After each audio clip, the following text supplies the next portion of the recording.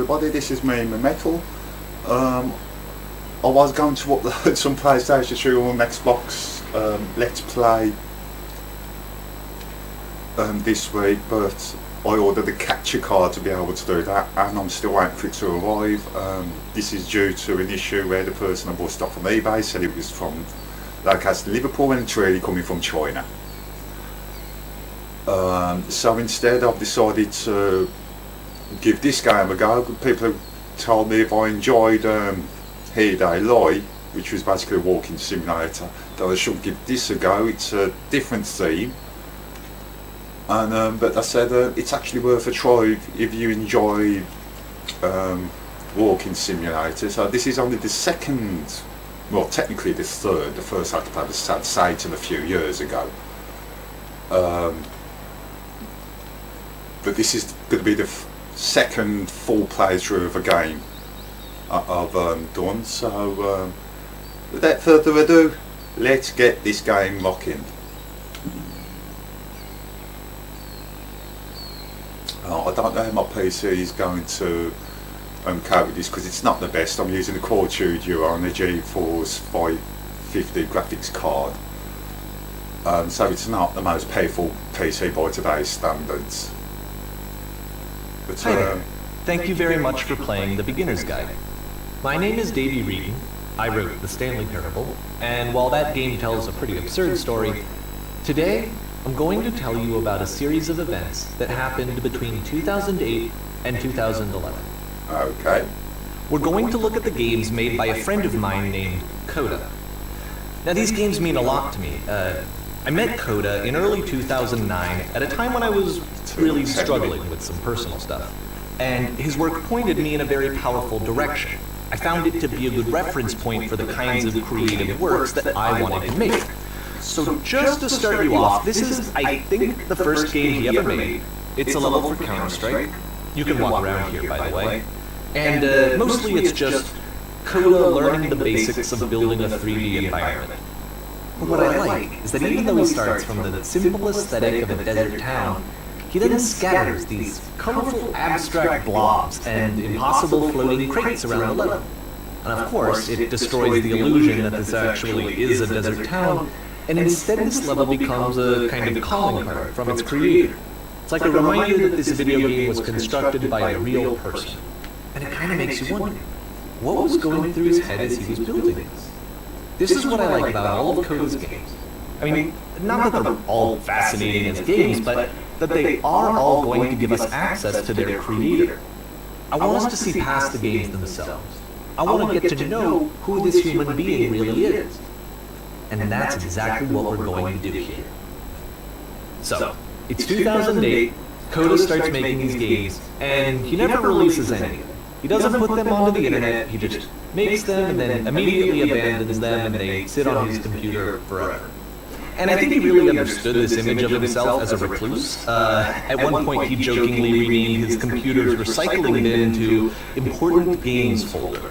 So, you know, this was just how he worked. He tended to crank them out one after the other without even really pausing to try to understand what he just made, until suddenly one day he just stopped. In 2011, that was it. He made his last game, and then he hasn't made another one since. And that's why I've taken this opportunity to gather all of his work together, is because I find his games powerful and interesting, and I'd like this collection to reach him, to maybe encourage him to start creating again. And if the people like you who play this also happen to find his work interesting, then I'm sure it'll just send that much stronger of a message of encouragement to Coda. So thanks for joining me on this. If you have a particular interpretation that I haven't mentioned here, or if you just need to get in touch, you can email me at daveywreden@gmail.com. Okay, that's about it for introduction. Let's take a look at Coda's first proper game. As each game is loading, I'll show you the date that it was completed. This first one was made in November 2008.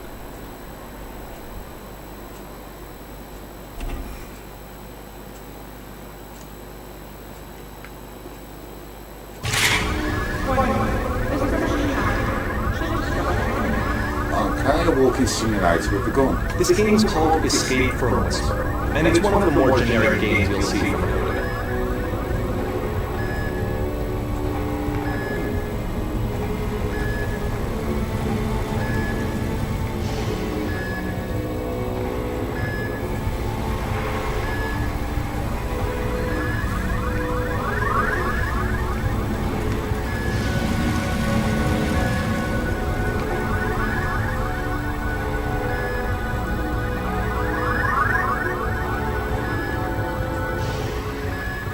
anything to shoot.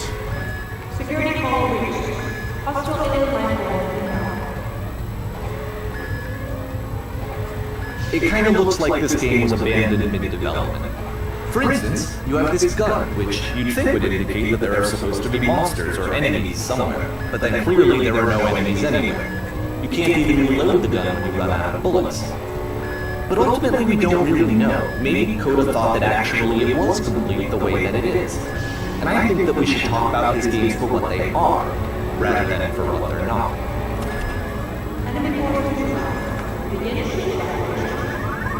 I love how you can see the bottom of the universe from this room.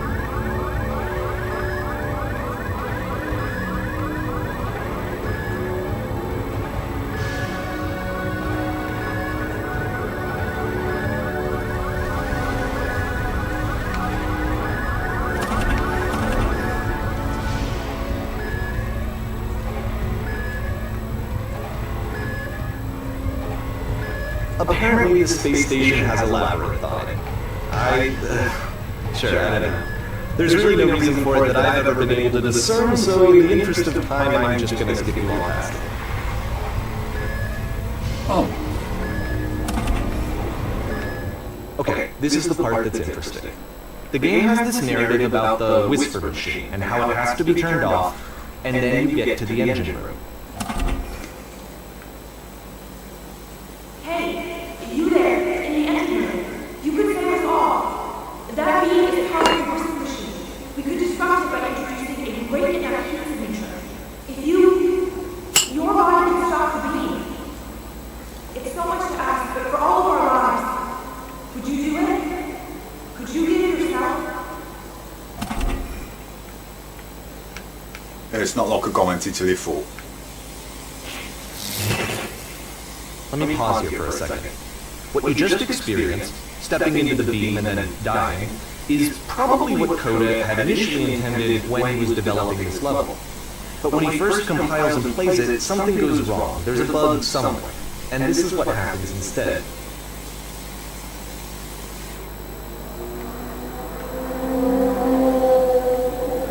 Oh, I've got to walk into it again. Okay.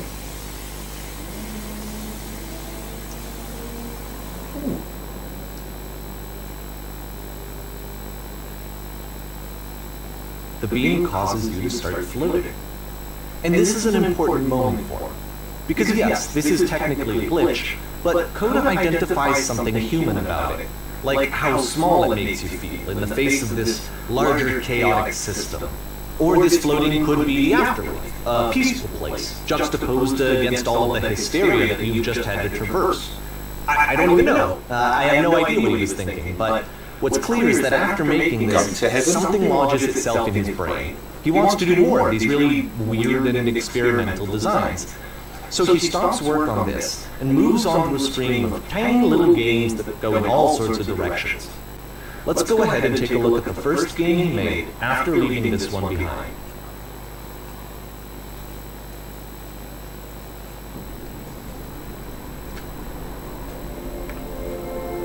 Yep, in this game you can only walk backwards. Oh.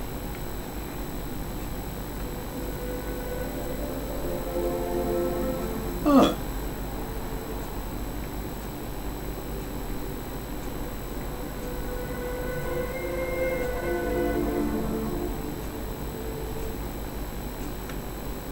So it's a short and relatively minimalist experiment combining motion and narrative. It is less advanced than the previous game, but actually it seems to be more focused, more complete. Coda's trying to give it a unique voice rather than simply basing it on a pre-existing trope. Weird idea.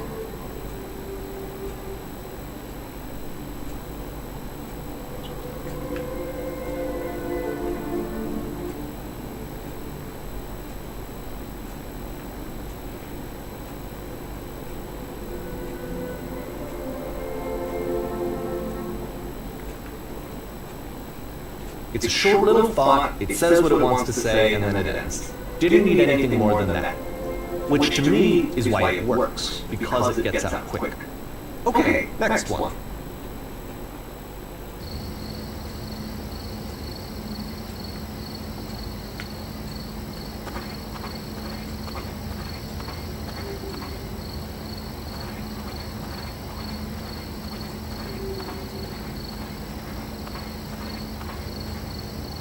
And that's it. Okay, the meaning of this game won't be clear just yet. Please be patient with me for a few more games, and I promise you'll see what makes it This is interesting. weird. This is very weird. Oftentimes, Coda would put bizarre titles like this one at the start of his games. I wish I'd known him at the time that he was making these early games. He would really only talk to me about his work as he was making it. Once he stopped work on a game, like, that was it. It was dead to him. And I don't agree with that at all, but what are you gonna do?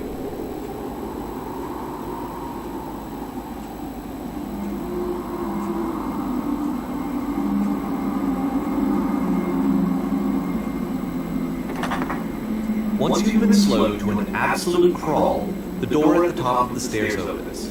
So why, if Coda's not showing these games to anyone, why bother opening the door at all?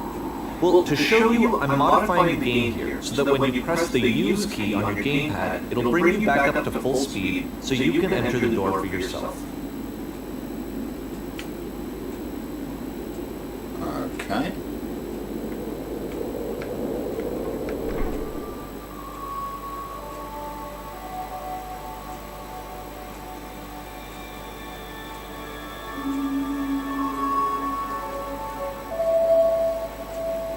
A room that's warm and nice and filled with little ideas for games.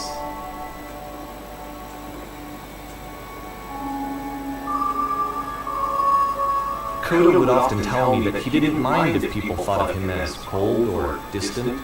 He said that he knew that he was actually a vibrant and compassionate person, but that it takes time to really see that. It can be a very slow climb to get there. Some very surreal ideas here. You are the queen, dusting your jewelry while your kingdom is destroyed.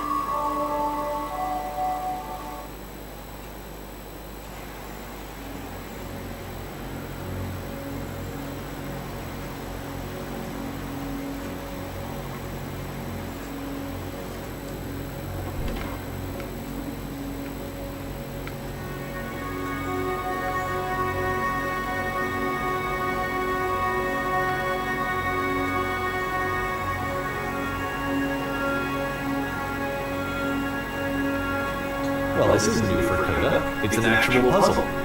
Go ahead and see if you can solve it.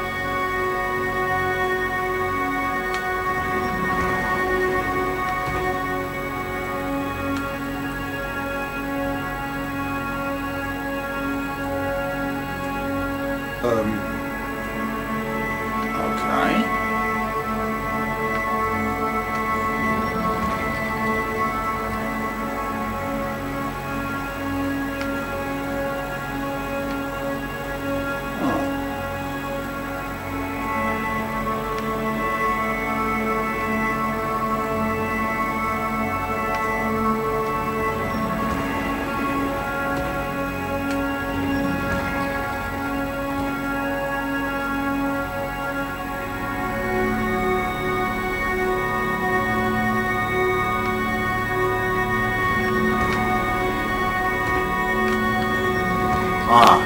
Okay, yeah.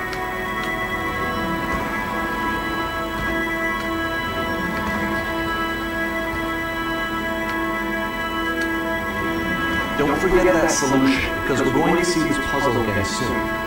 We're going to see it a lot. Quite simplistic.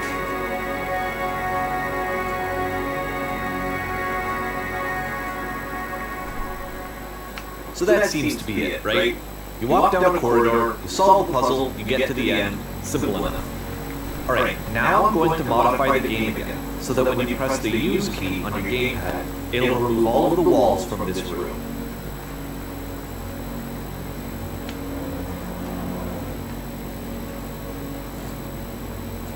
What the? What's the point of all that? How about that? There was more to it than we had any way of knowing. I actually find it funny that this game comes after the Stairs game, since they essentially convey the opposite idea. So, in the Stairs game, a dull exterior concealed a rich interior, and then, in this level, a dull interior hides this fantastic outer world. Either way, I think that the point is the same, is that most of the time you don't get to know what you're missing, or even that you're missing anything. That's not your role as a player. So if your role here is not to understand, then what is it?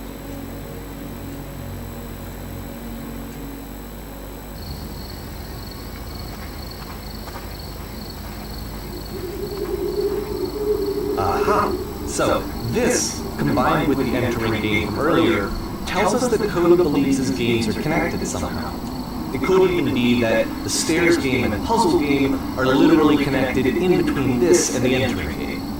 There's a bigger picture that all of his games are meant to play a role in, some larger meaning that we won't be able to grasp until we've seen all of them. And once we have, we can step back and start to understand what exactly that bigger picture is.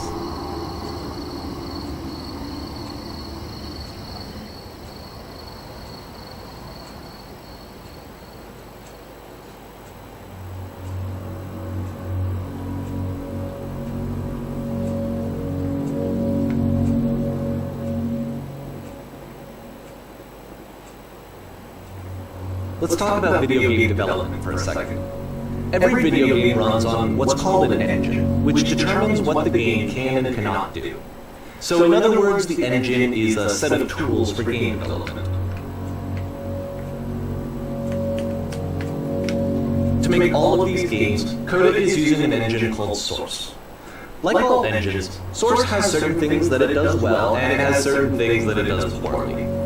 One of the things that it does very well is boxy linear corridors. That's why so many of Coda's games are set in these large, flat, empty rooms, is just because he's working with what the engine does well. The tools available to the creator shape what kinds of creative work they're going to end up making.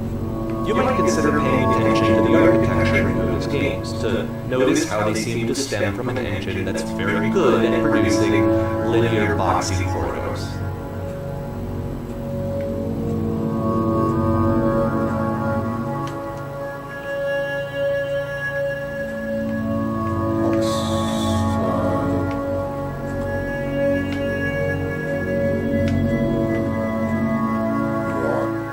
So am I supposed to...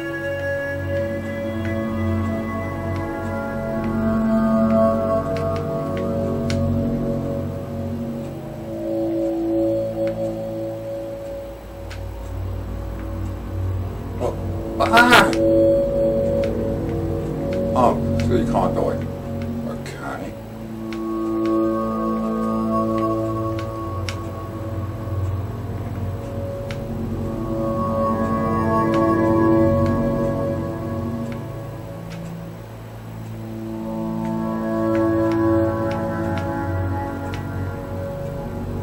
I'm assuming I'm supposed to do this.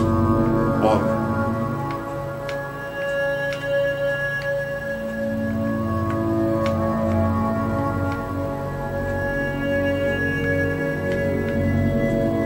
very strange game.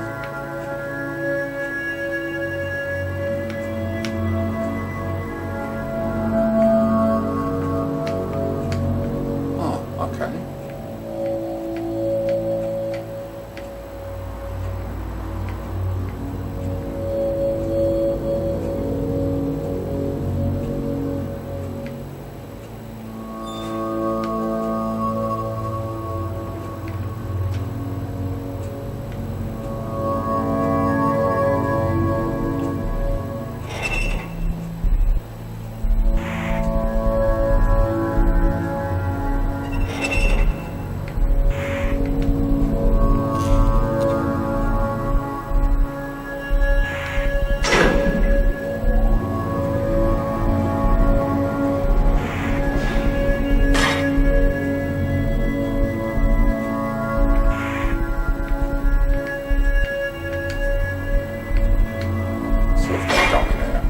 This prison, funny enough, in Coda's original design, the door stayed shut for a full hour before letting you go.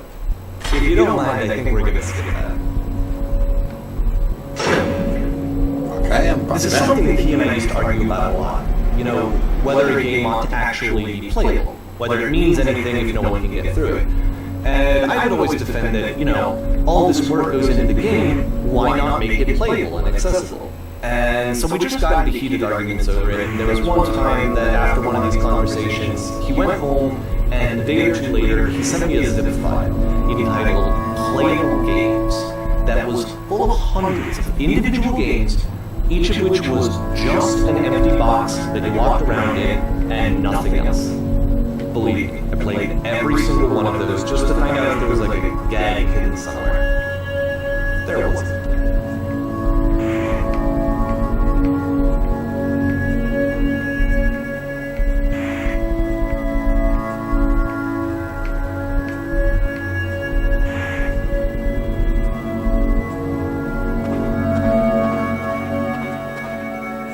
I don't know why, but I'm actually enjoying this. It's the puzzle again, with the exact same solution as the last time.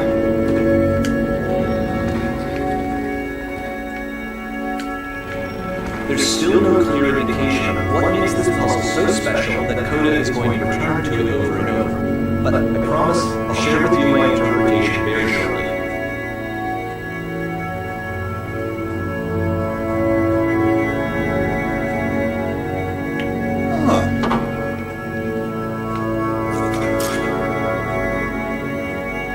Here, Coda begins using a kind of dialogue system that he fashioned out of the engine's chat capabilities.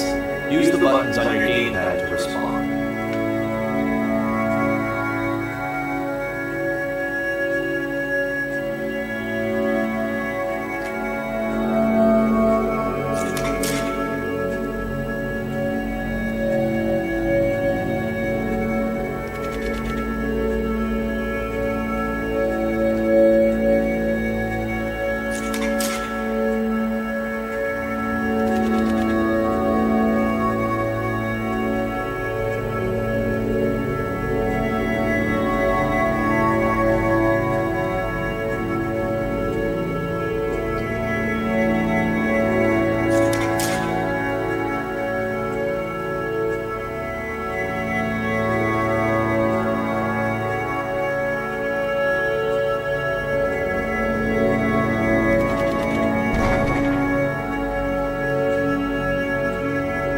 Very odd.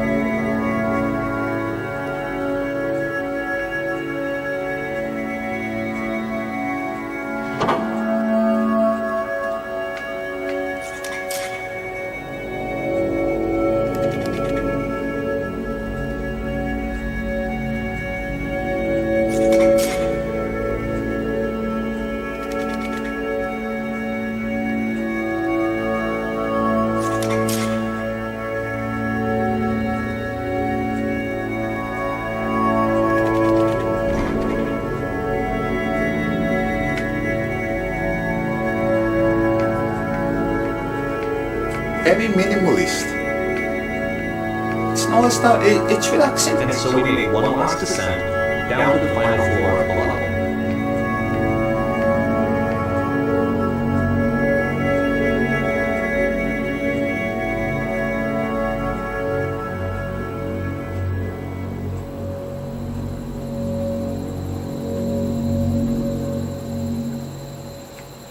It's a lamppost. Okay, I can't tell you quite why, but for some reason Coda fixates on this lamppost. It's going to appear at the end of every single one of his games from here on out. I'll tell you what I think. I think that up to this point, he's been making really strange and abstract games with no clear purpose, and maybe you can only float around in that headspace for so long. Because now he wants something to hold on to. He wants a reference point. He wants the work to be leading to something. He wants a destination, which is what this lamppost is. It's a destination. We're going to see it in the work as well. His games are just going to become a lot more cohesive, a lot more fully developed, with more of a clear idea behind them. And as we go, that idea will get clearer and clearer and clearer.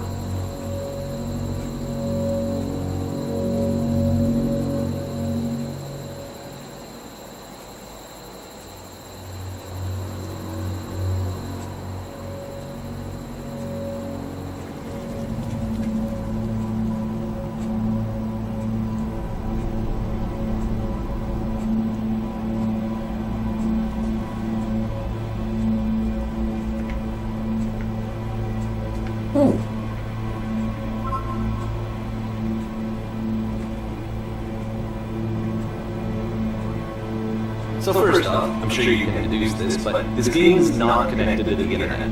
All of the notes that you're going to see have been written by Coda. This was actually the first game of his that I ever played. This was shortly after I met him at a weekend game jam in Sacramento, where I grew up. I saw him working on this very level, and it was just so different from anything that anyone else was doing. So right away I was like, I have to be friends with this person. In retrospect, I think I was probably a bit too pushy, trying to get his attention. I was over-enthusiastic. But he was very gracious about it and very patient with me. And I cooled off eventually. Feel free to skip over any of these notes if they're not doing anything for you. Nothing extra is going to happen if you read all of them. Either way, to me they convey a sense of loneliness. I see this person who's filled with thoughts and feelings and beliefs and has no way to express them except as scattered and unheard voices in a game that wasn't meant to be played.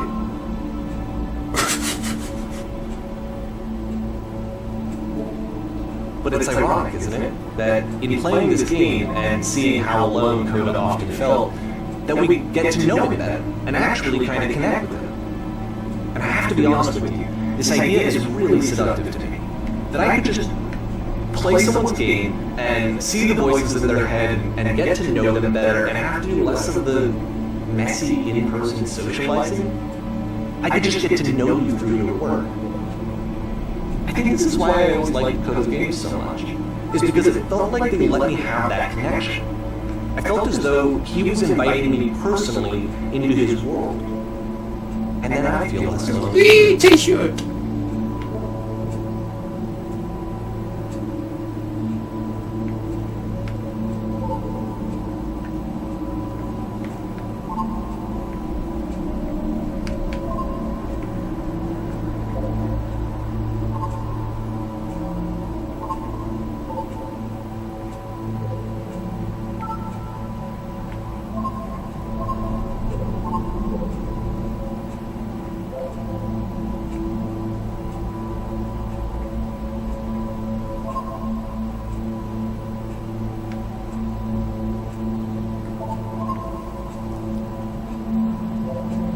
I don't know how long it took them to put all these little messages in the game. I'm assuming this narrative's fictional, but...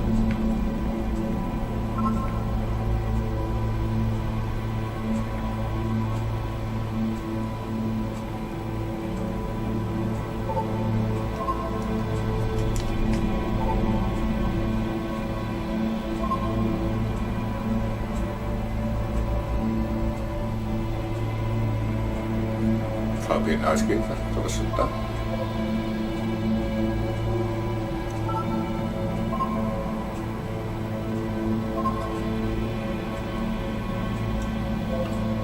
At the end of this level, we're going to see the puzzle again. And here, I'll tell you what I think the puzzle means. Each of these games represents an idea that was on Coda's mind at the time that he was making it. And the puzzle is a way of closing the door on a previous chapter of his life before moving on to the next one. In each of his games, after exploring a theme that, he might find difficult, Coda can then place this puzzle that he knows has a reliable solution, he understands exactly how it works, and so it gives him a simple mechanism for moving on. And because there's this dark area between the doors, a space between spaces, before you move on, you get to pause. Just for a moment, a few seconds to reflect on and let go of the events that led you here. To step back and connect the pieces together, to grasp at that elusive bigger picture. And one guy made it past the door. Not imaginary guy.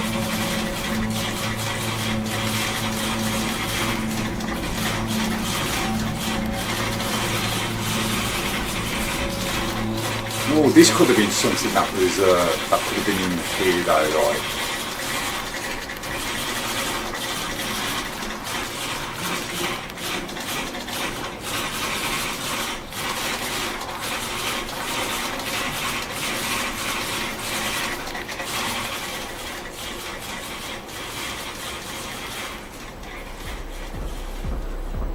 Okay, this one is tough. It's gonna kinda just spin its own wheels for a few minutes. Hang with it.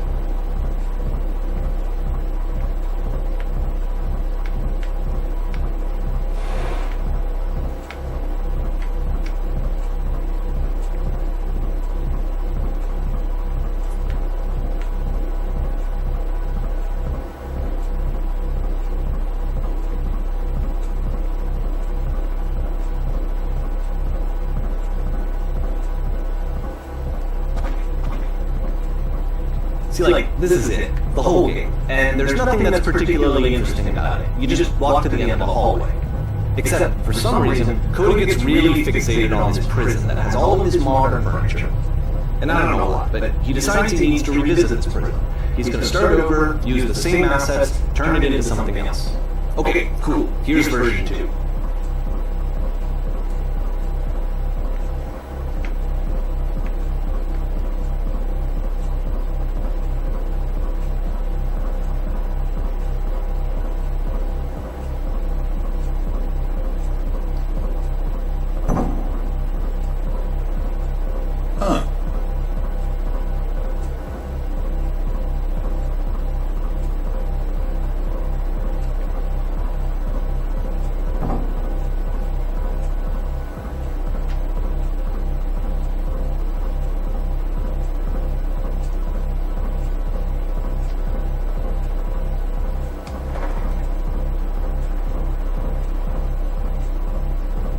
Got the table.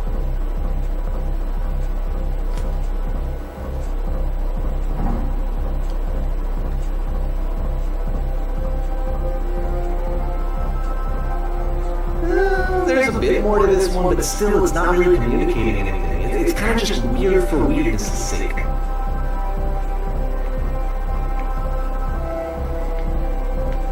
So okay, he throws it out and starts over. This time he comes at the prison idea from a different direction.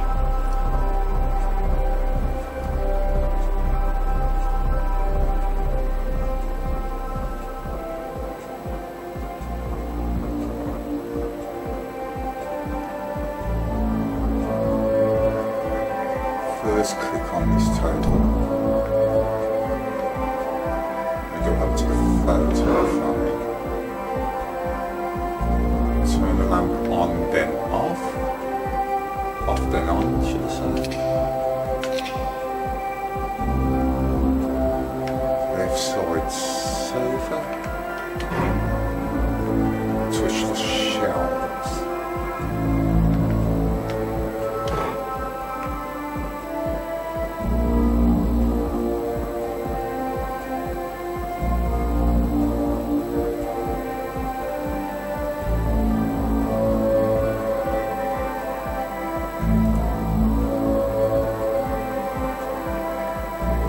And of course, now the table is gone and you can't begin the chain of events to escape. Here's a version where there are no bars, but you can't actually get to the well. And then a version where the inside of the prison is the outside and the outside is the inside. Let me just blink you real quick through a few more of these. I mean, he really unloaded on his prison idea. There's nearly a dozen. Personally, I think it's awful to watch this. To see a person basically unraveling through their work. And for what? Like, at what point do you just go, maybe there are game ideas other than this prison that I could be working? But Coda doesn't have that voice telling you to stop. That particular mechanism of defense against yourself. Without it, you just spiral. And so he keeps going and going and going and going and going. And then he hits on something. And he likes it. And that's it. He's done. He stops making prisons. This is the very last version of the prison game that he created. And the reason I think it works is that the prison is not actually in it.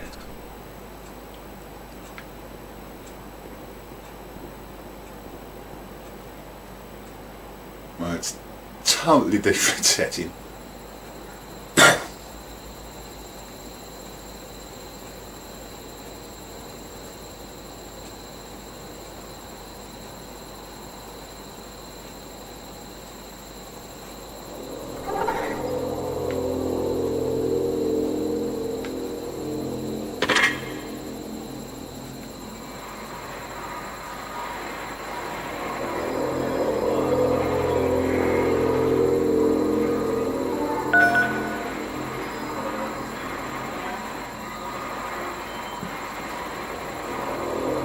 This is very hero-like, this here.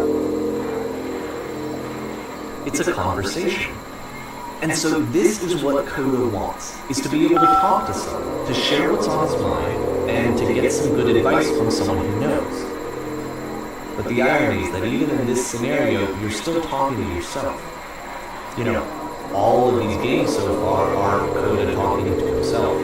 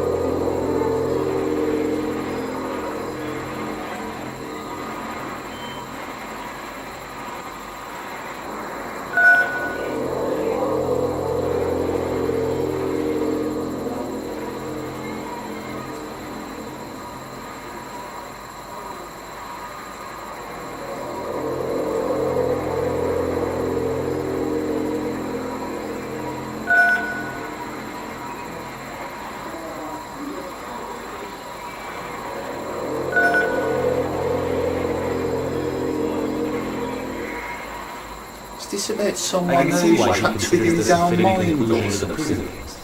After all of the obsession and frustration, just to be told by someone you can trust that things are going to be okay. Wouldn't that be nice?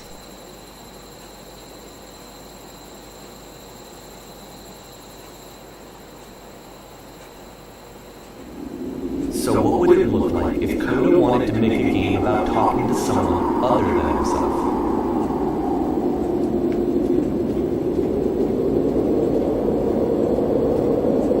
To me, this environment is meant to represent Coda's puzzle, with the two doors on either side and a dark transitional space between.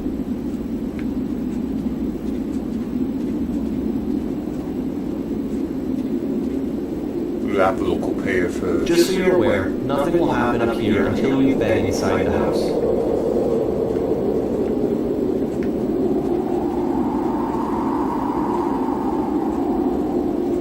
Very nice house. Security place. A poor house, but it's a very nice house.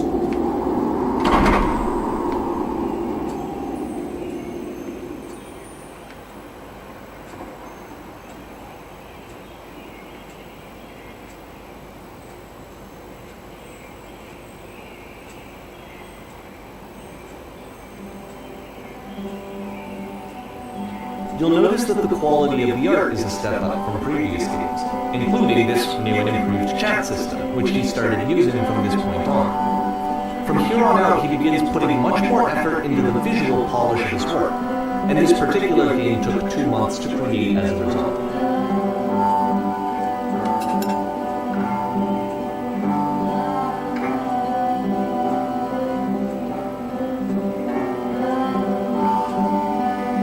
Where's the bedroom? Is it through here?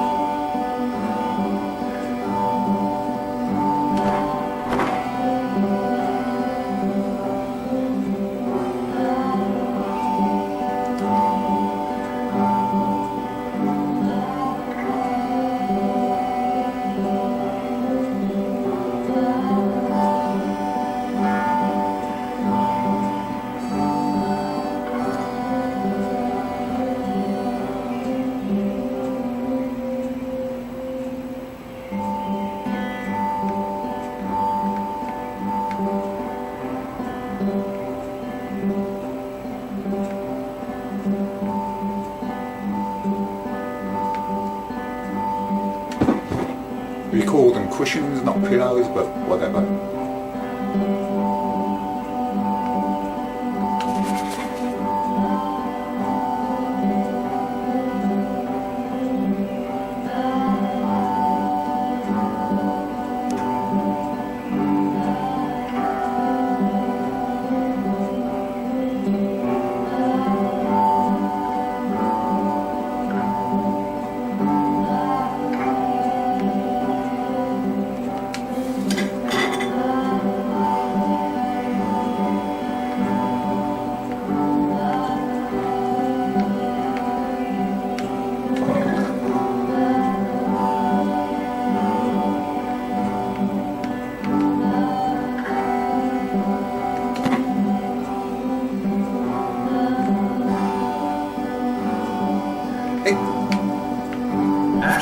current set of prison meetings, this house cleaning up almost feels like cleansing.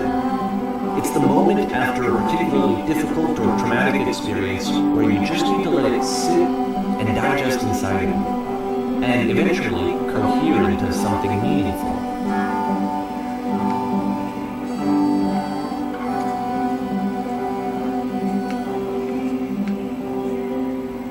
I know that Coda really liked this game. Of all his work, actually, this was the only one that he called me up to ask me to come over and look at it.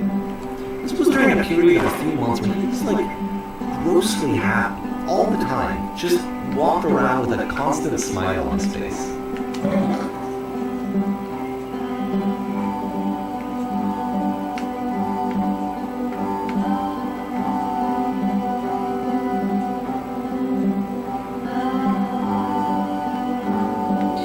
Okay.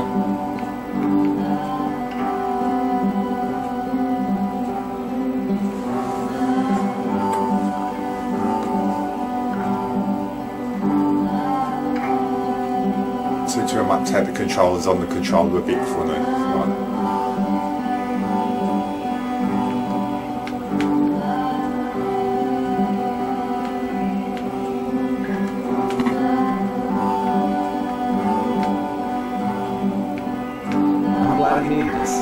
I'm glad I found some peace.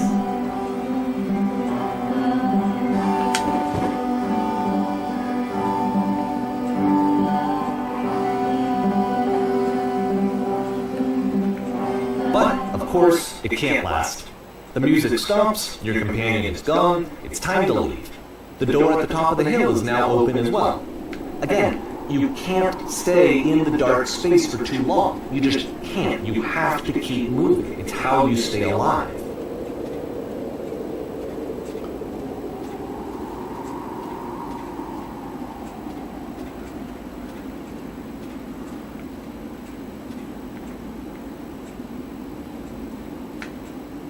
Which is the whole point of the puzzle doors, right? That sooner or later you have to pick up and move. I really thought that was the point of it.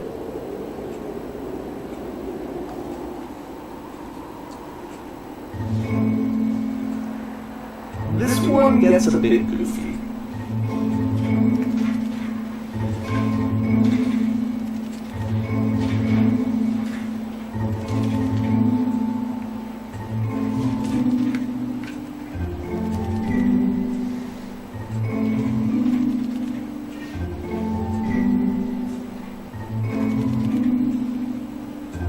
Perfection is not possible, dude. People searching for perfection will never stop looking, in my opinion.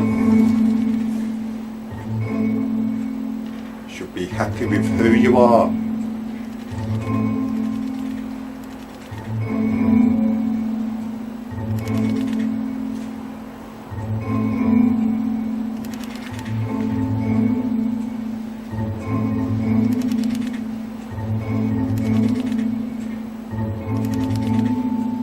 About halfway through the game, the perspective shifts.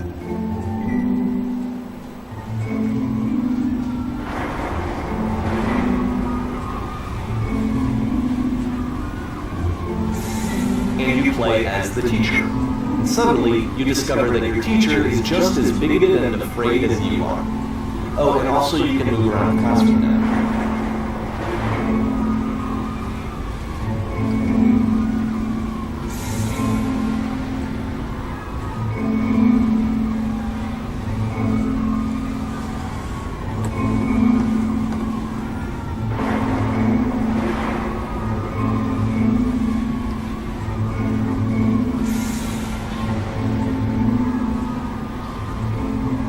They look the black hole in the background, that's quite cool.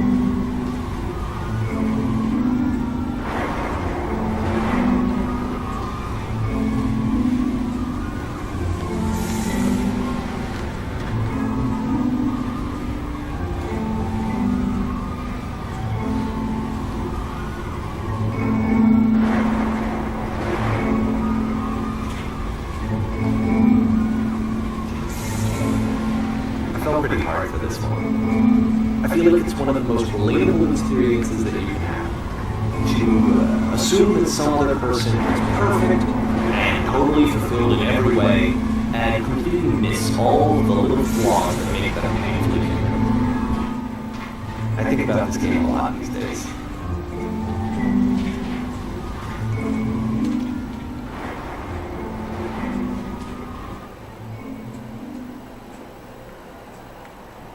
This one took a lot longer than all the others for Coda to make. It was 4 months between this and the last one. That's twice as long as it took him to make any other game before this, and it's not like it's particularly complex, so I remember I found that a little strange at the time.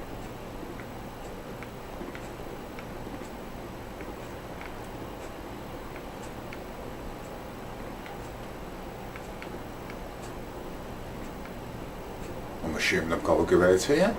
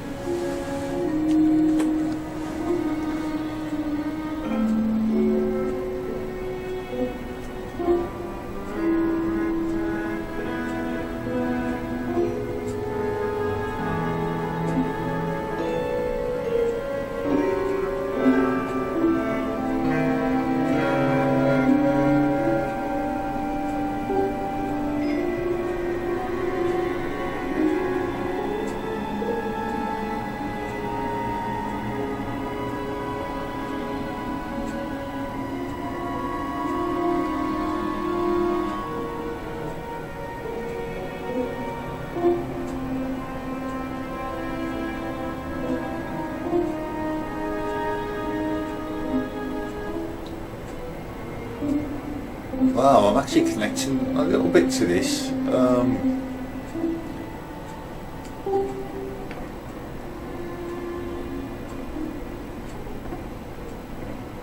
That's kind of like what it's like when you have social phobia, when you try and talk to somebody you don't know. It's something I do actually suffer with personally. So, kind of get that bit. The game ends with this clear premonition of what's going to happen next in Coda's life. The solution to social anxiety, to fears of having to perform and having to chase success, the answer for Coda is to withdraw, to hide himself away. Which is what leads to scenarios like the stairs that slowed you down several games ago, where it just becomes harder and harder to access Coda's inner landscape because he keeps retreating. He just keeps backing away from possible connections to anyone other than himself. And to be honest, I didn't consider it very healthy when I first played this game. You know, it looked to me like he was trying to justify the idea of just disconnecting yourself from the world. And that wasn't what I wanted for him or for his games. Because I feel like a lot of these games are inviting me to connect with this person, to bring him closer. But what can you do? After this, Coda went off and it took another 5 months to make a new game. Oh, I think I'm starting to understand what's going on a bit now.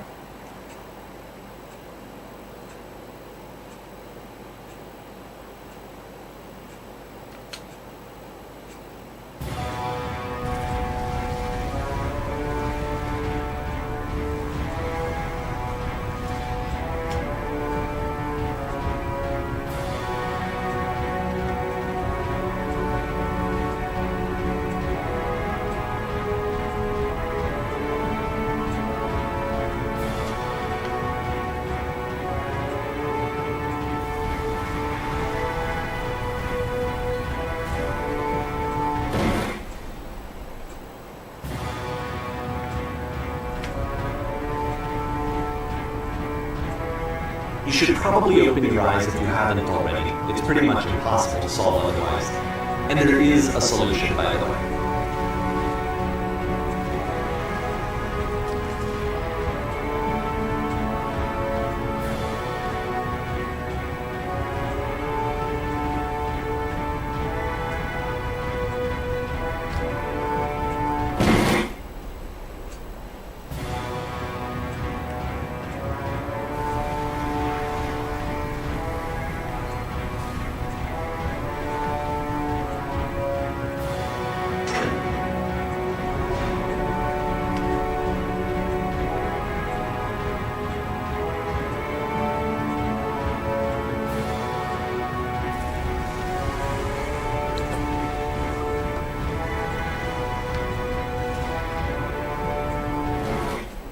What?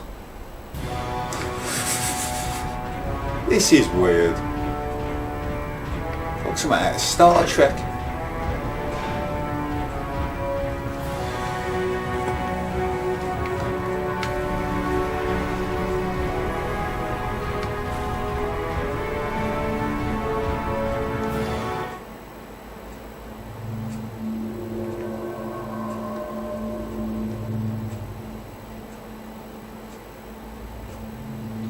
Like I said, I was getting concerned.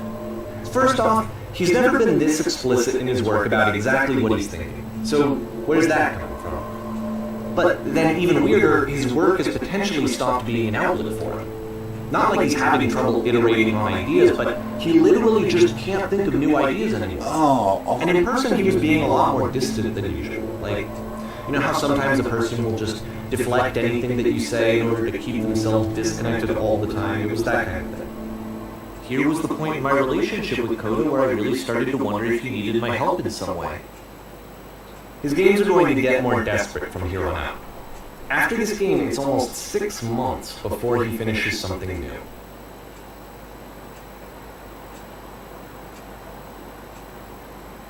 Okay, the games are supposed to run up to 2011, so I'm assuming this is a short game.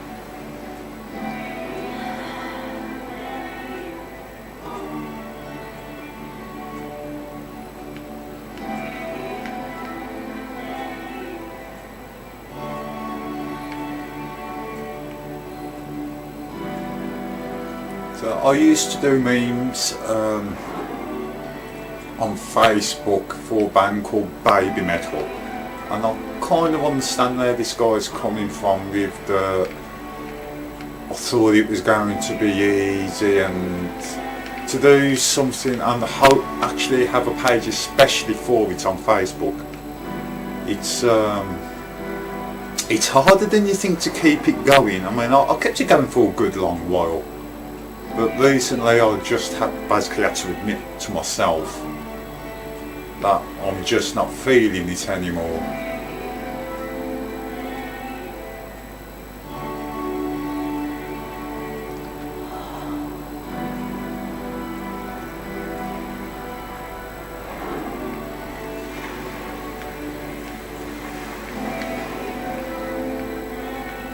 If the last game featured Coda talking explicitly about his creative frustrations, this one turns it up to 11. Now, put yourself in my shoes playing this.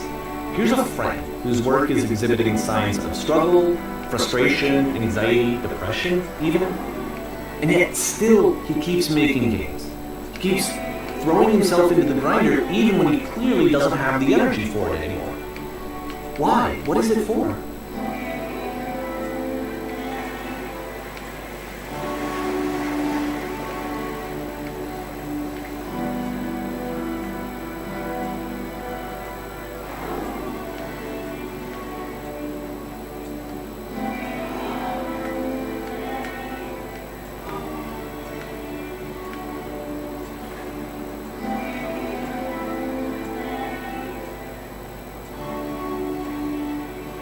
Now, I'm starting to understand this story a little bit. From my perspective at the time, and just what I knew of him, this was a result of how isolated he was. He was in his own little bubble, just sitting at his computer all day, not really showing these games to anyone, not releasing them onto the internet, and so he didn't have anyone outside of himself to connect with. He had no outlet to ground himself on.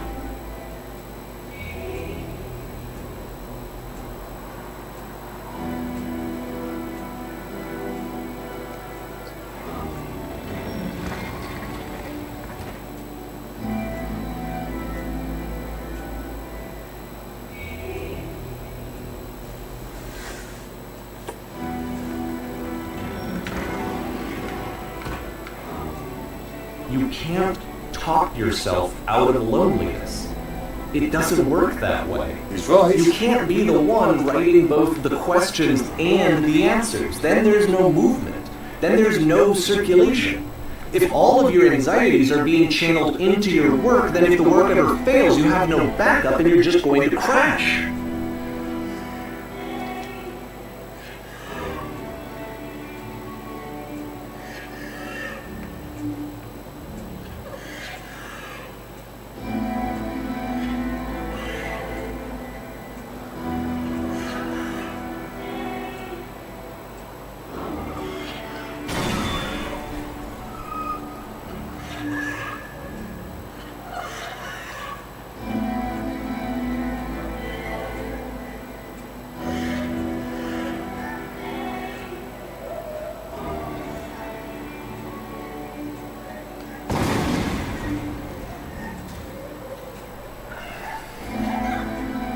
Seeing this game at the time that he made it, it looked really unhealthy to me. I was watching him do this to himself, and I hated it. I hated seeing him so trapped. It's like, video games are not worth this amount of suffering. This is something I really care about. And I used to get so much joy out of seeing him create. For him to suddenly become angry and frustrated like this, it was the worst thing for me.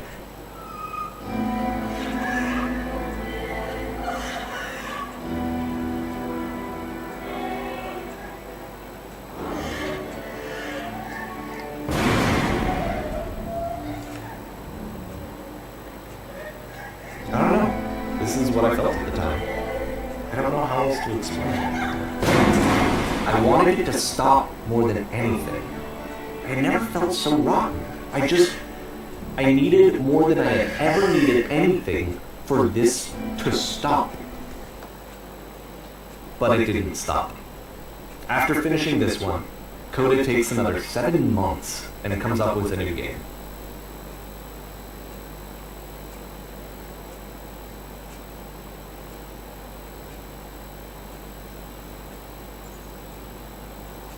This is about a guy who's in a turmoil, isn't it? And I'm back.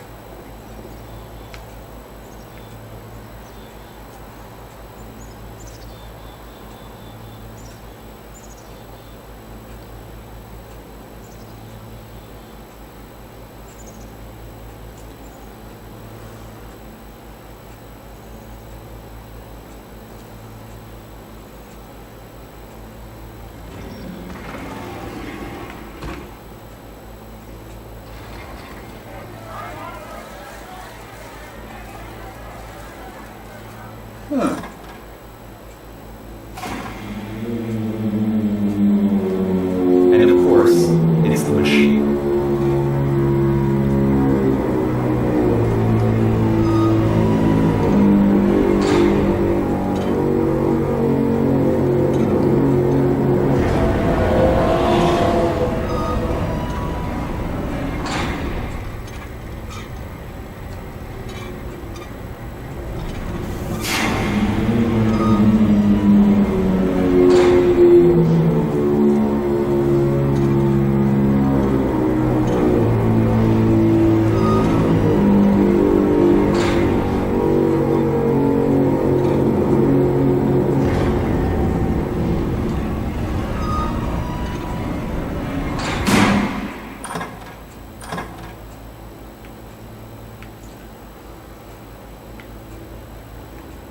Huh.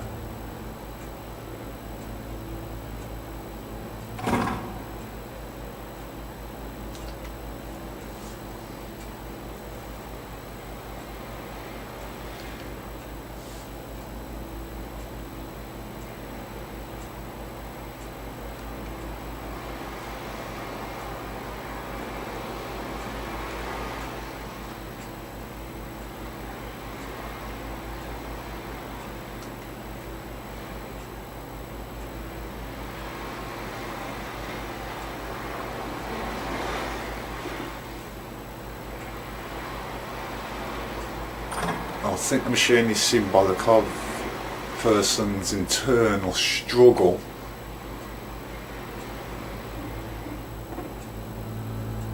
with himself. Oh, okay.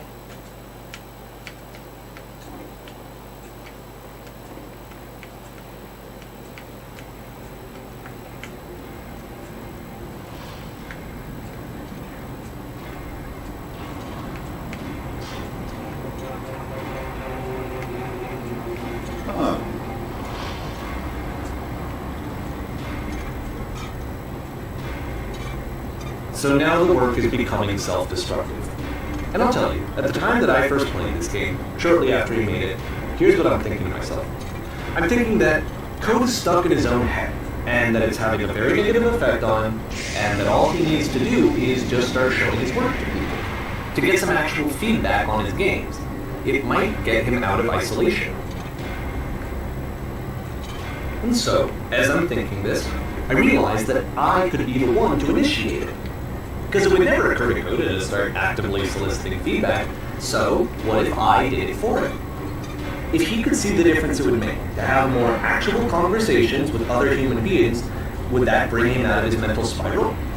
Would it give him confidence in himself? Would it bring meaning back into his work? Could if it's about social anxiety, it could have a negative effect though. Gotta be honest, speaking from experience of myself and my own struggles.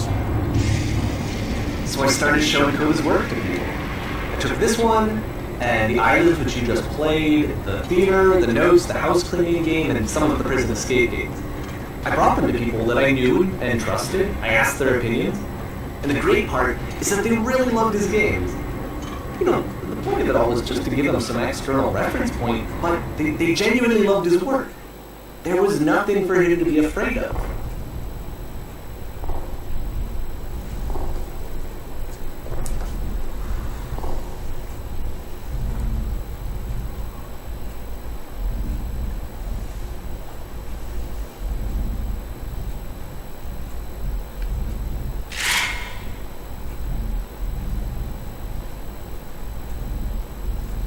Can you see why I felt like this was the right thing to do? Because it's the thing that I always feel like I need, to be told that my work is good, that I am good.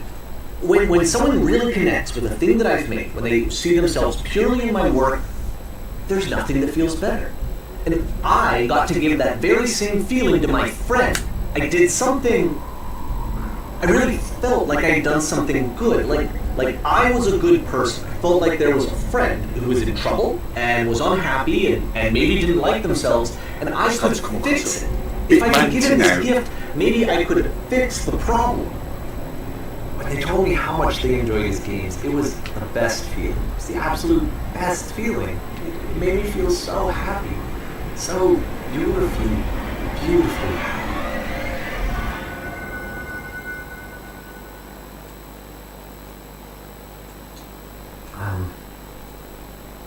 So anyway, Coda finishes this game, and then really he just kind of takes off for a while. So this is June of 2011, and I didn't hear anything from him for several weeks, I guess. And so out of nowhere, one day I get an email, and it's got a private link to a new game of Coda's. This one's called The Tower, and to my knowledge, it's the last game that Coda ever made. So let's take a look.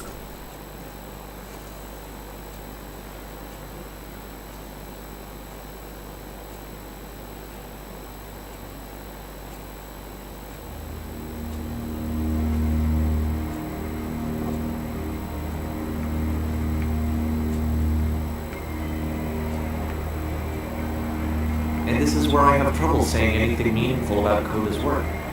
Because more than anything else, the tower just feels distant. It feels like it's trying to distance itself from the world. It's a very cold game.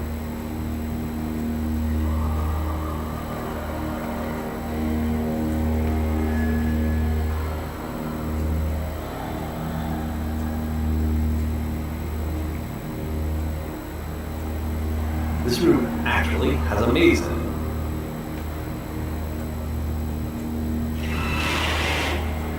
Except that all the walls of the maze are invisible. And then every time you touch one of the walls, there's this awful flashing and noise, so the experience is really miserable. The game goes beyond not being meant to be played, it actually seems to despise the player for trying to play it at all. But I do want to show you the rest of the levels, so when you're ready to continue, press the Use key on your gamepad, and I'll put a bridge over the maze.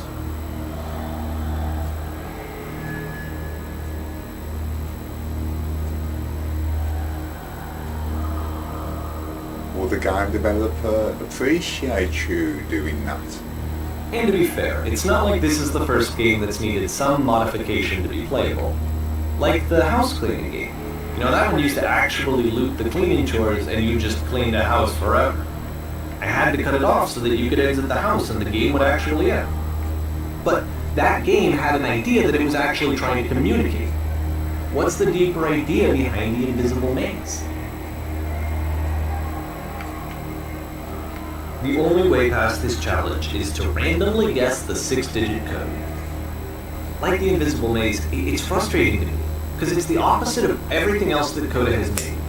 It doesn't encourage thought or engagement.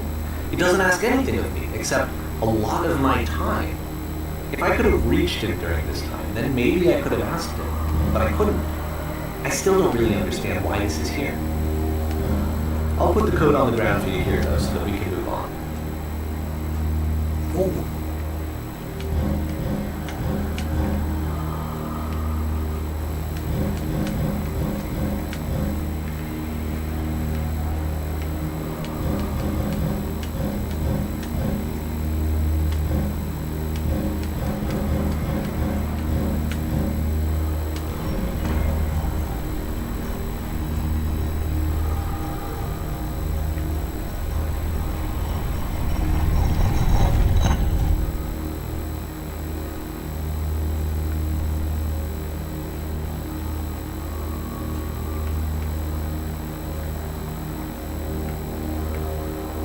The switch to open this door is actually on the other side of the door, meaning that it's literally impossible to solve from this side.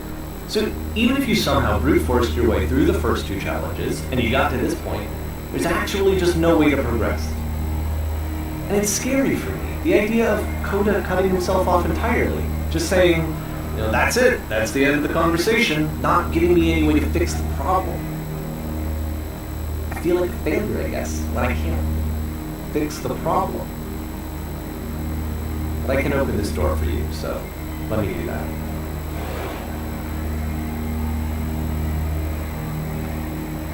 Was I a failure for not understanding this game?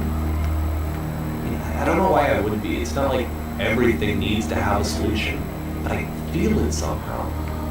I feel like I failed, and I don't understand why. I remember, it's June of 2011. I'm playing this for the very first time. And as I'm playing, I'm thinking to myself, I don't know this person. I have no idea who this person is. It wasn't the guy I knew, it wasn't my friend. I had come to so many conclusions from looking at all of his work up to this point, and then suddenly none of them... I had been trying to, though. That was the thing. For years I was trying to get to know him, to understand who he actually was and what he stood for. I asked him so many times to please just tell me what his games mean to him. I asked him please to tell me what the 3 dots mean. And he wouldn't.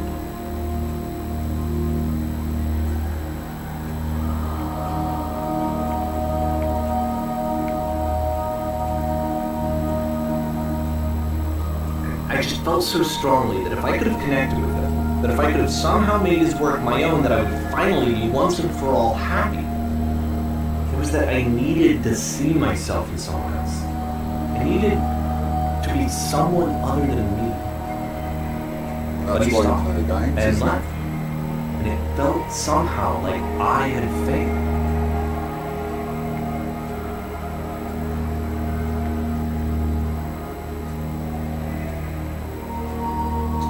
Where did I screw up?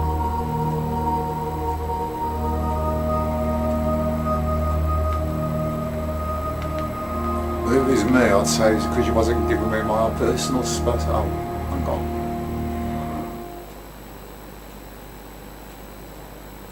I'm the reason that you stopped making games, aren't I? It's because of what I did.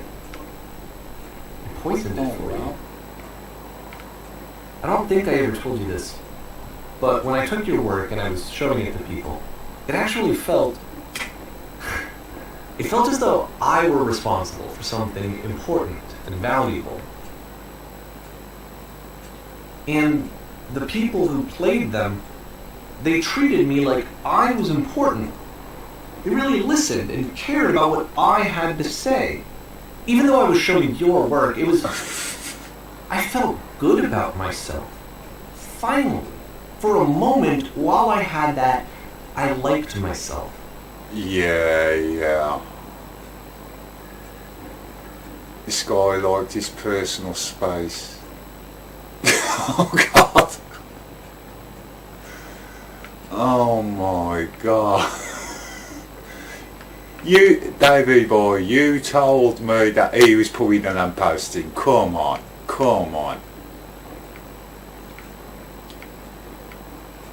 And then you stopped. And I didn't have anything left to show people. I just had to be with myself. And as soon as that happened, there was no feeling at all. Nothing. Less than nothing. Okay, now it's reminding me towards the last days of when I was married.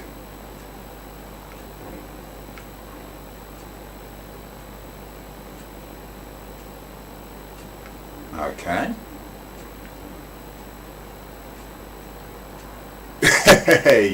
yeah. I understand that.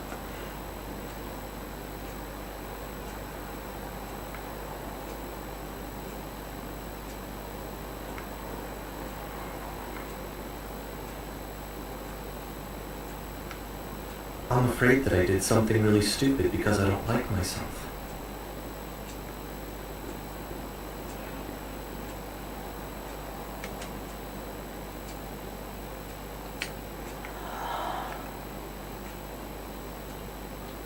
That's why I'm releasing this collection of your work, is because I haven't been able to find any other way to reach you.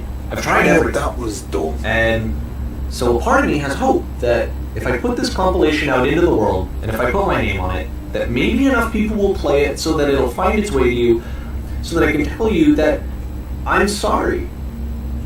I know I screwed up. If I apologize to you truly and deeply, will you start making games again? Please. I need to feel okay with myself again. And I always felt okay as long as I had your work to see myself in. I mean, is something wrong with me? Because I know that I did an awful thing, and I'm doing it again right now. Like, I'm showing people your work, but I can't stop myself from doing it. That's how badly I need to feel something again. Like I'm an addict. There has to be something wrong with me.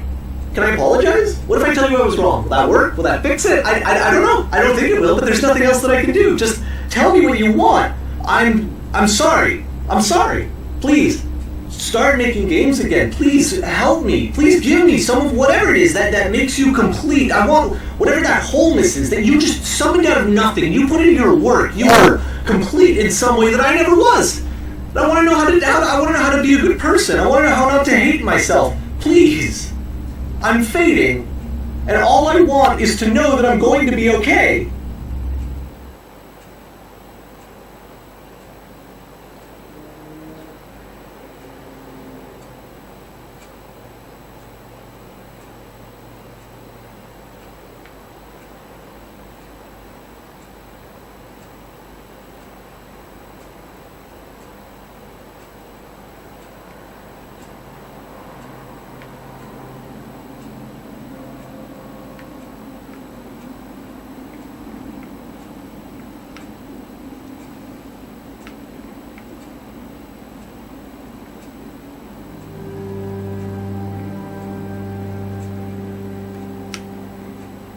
more.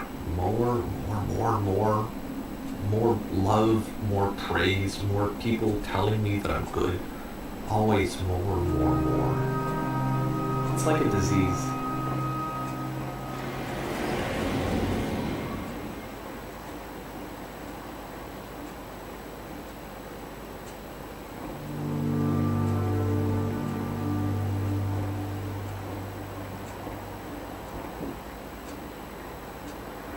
Oh.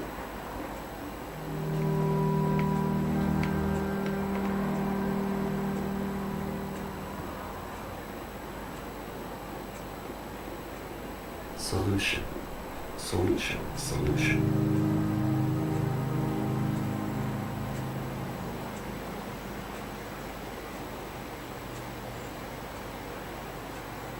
I guess if someone had told me ahead of time that he just really enjoyed making prison games, maybe I wouldn't have thought he was so desperate. I wouldn't have told so many people that he was depressed. Maybe he just likes making prisons.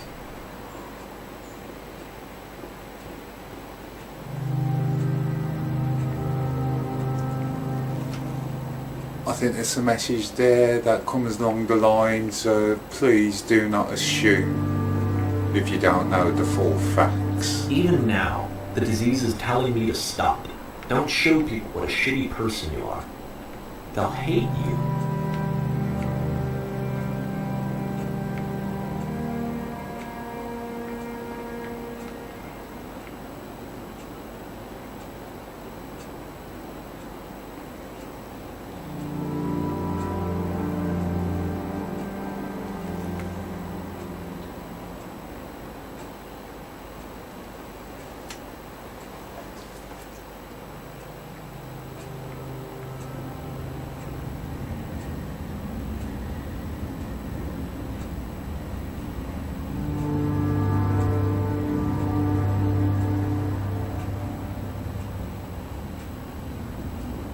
If I knew that my life depended on finding something to be driven by other than validation, what would that even be?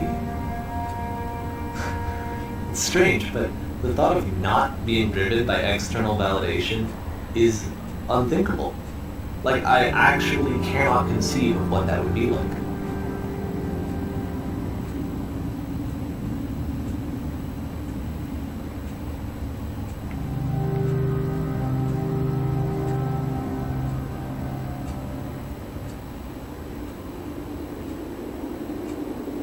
What now?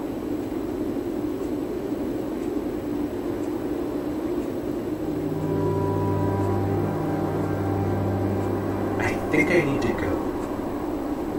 And I'm sorry, because I know that I said that I would be here and I would walk you through this, but I'm starting to feel like I have a lot of work to do. I have a lot that I need to make up for. And so I'm just gonna...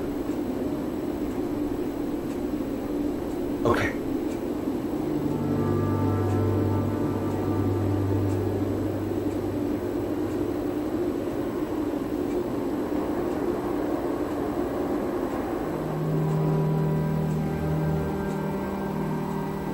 Well, Chris, if you're watching this, I'm glad you suggested I play this game. This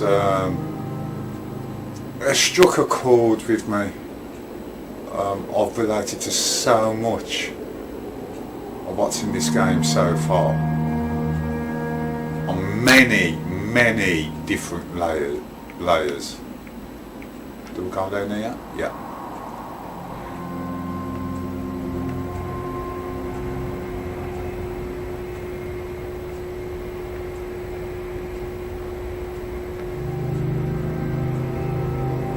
It's quite sad actually.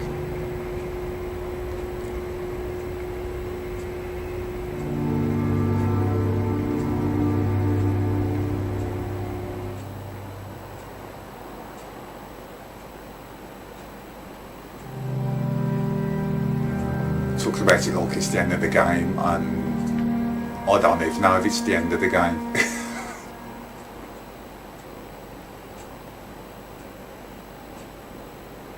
I'm assuming it is.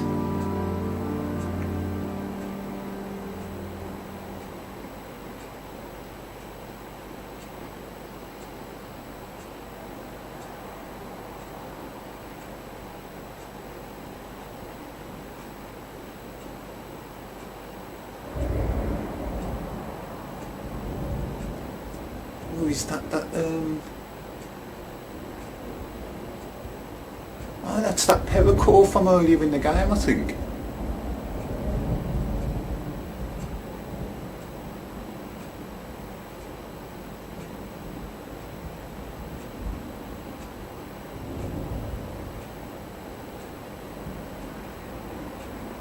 Yep.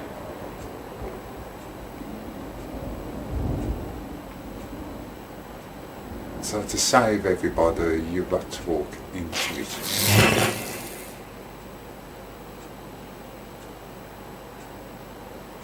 And that's there.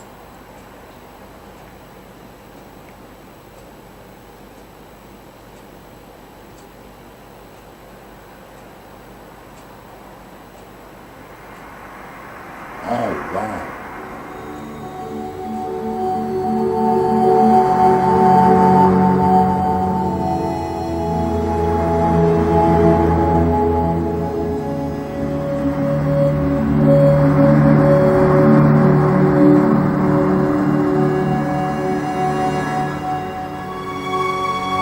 The human mind is a complex piece.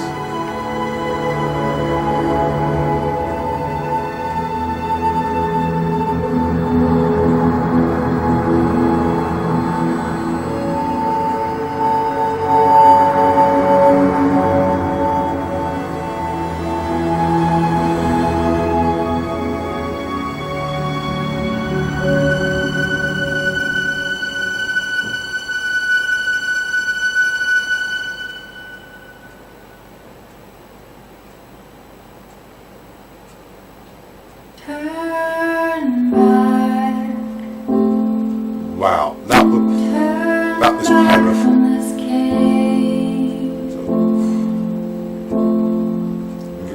Reminded me so much of various things.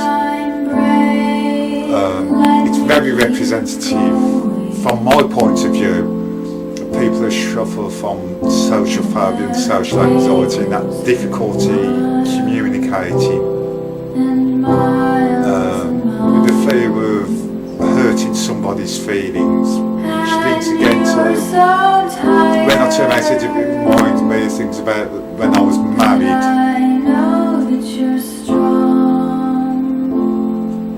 And the difficulty I had with just trying to get things to back off.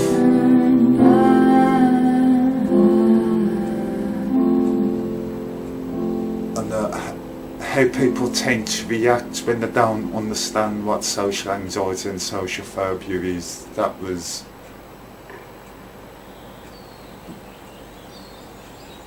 I enjoyed that. That was a good game. It was deep, it was meaning, it was powerful. It made you think about yourself, it made you think about other people.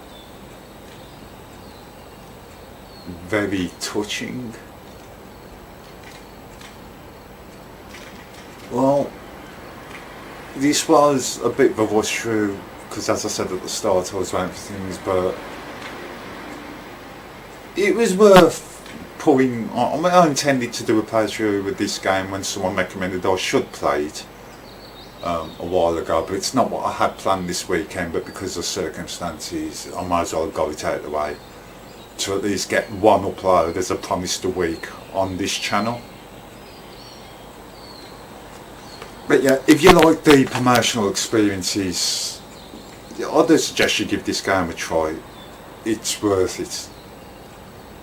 So that's it, the beginner's guide, available as a digital download. If you enjoyed this Let's Play, then by all means like and subscribe. Feel free to share it as well to help get the word out. But this game, if you like relaxing, slow-paced games that make you think, then this is the game for you in my opinion. I hope you enjoyed it. This is Meme Metal, leaving again until the next upload.